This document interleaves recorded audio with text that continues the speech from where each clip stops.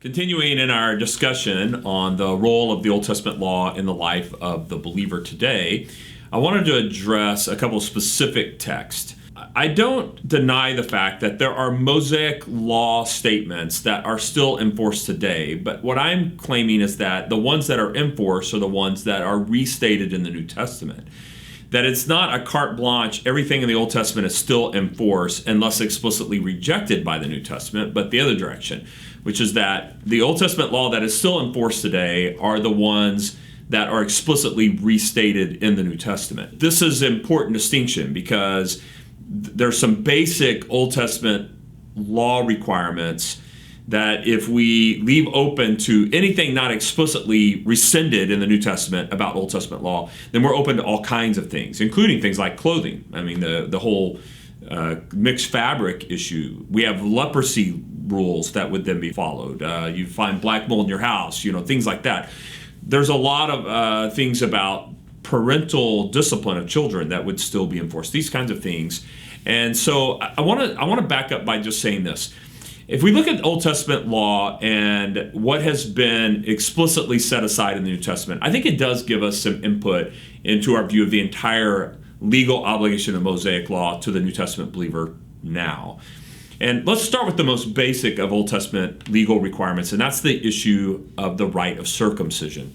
The reason this is so fundamental is that it's not just a part of the Mosaic law, but it goes all the way back to Abraham. In fact, it's the first real religious rite for the Jewish people. Abraham, the father of the Jewish people, he launches into his life of faith.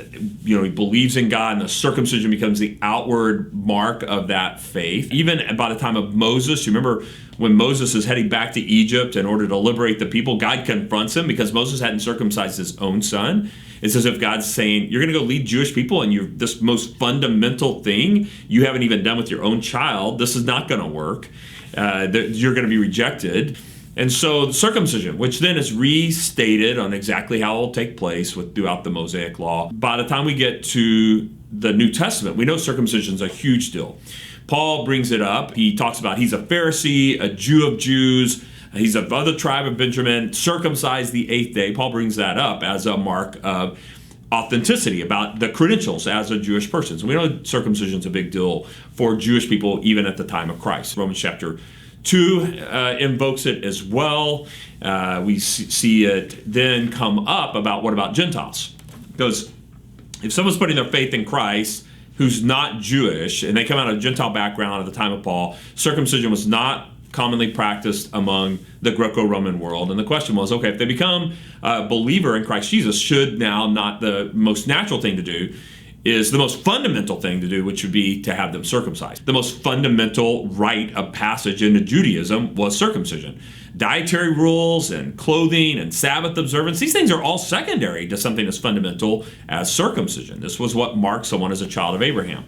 And then we have Paul chastising the Gentiles at Galatia for, hey, if you're a believer in Christ Jesus and then you get circumcised, you're acting as if the law is still in place. And if you get circumcised, then grace is no longer of use to you. You now got to go back and perfectly keep the law. And I think this argument is important. It's not just an argument about circumcision itself, because we find Paul expanding beyond circumcision. He didn't say, well, if you do circumcision, you're denying grace.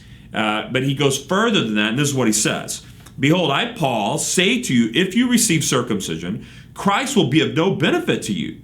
And I testify again to every man, whoever receives circumcision, that he is under obligation to keep the whole law. Paul's point is, if you pick even just this one piece of Old Testament law, circumcision, you say, well, okay, maybe we don't have to do the dietary thing because Jesus rescinds that in Mark chapter 7, but we still have the circumcision thing. And if you're a good follower of God, circumcision has to happen. Paul makes the case, if you receive circumcision, now you're obligated to keep the whole law. Implication is, just so you know, the very thing I've told you, you're free from the obligation of the Old Testament law. If you're going to buy into just that one piece of it, you're going to buy into the whole thing. And that seems to me to be an argument not only that parts of the Mosaic law are set aside now or have been rescinded, explicitly. We have this statement about circumcision being set aside. He's saying to Gentile individuals, you have been severed from Christ, you who are seeking to be justified by law. You have fallen from grace. You are seeking to be justified. Some people say, well, he's just talking about salvation. He's just saying, no, these are individuals who are seeking to get salvation through circumcision. But the context isn't that. The context is he's writing to Gentile believers who've been walking with Christ, who've bearing the fruit of the Spirit, these kinds of things. Someone came along and said, well, you're not completely walking with Christ because you've also got to be circumcised. They go, oh, wow, really? They get circumcised. And Paul's like, you're not under the obligation of law. You're under the obligation of the Spirit, to walk in the Spirit. The fruit of the Spirit is not circumcision, dietary rules, clothing, but the fruit of the Spirit is love, joy, peace, patience, kindness, goodness, faithfulness, gentleness, and self-control. These kinds of things that are not law-driven, but are Spirit-driven. And we should at least begin with the premise that not every aspect of Old Testament law is still enforced because we have the explicit set-aside of circumcision. And then I think by implication, there's fallout from that into the rest of the Old Testament law.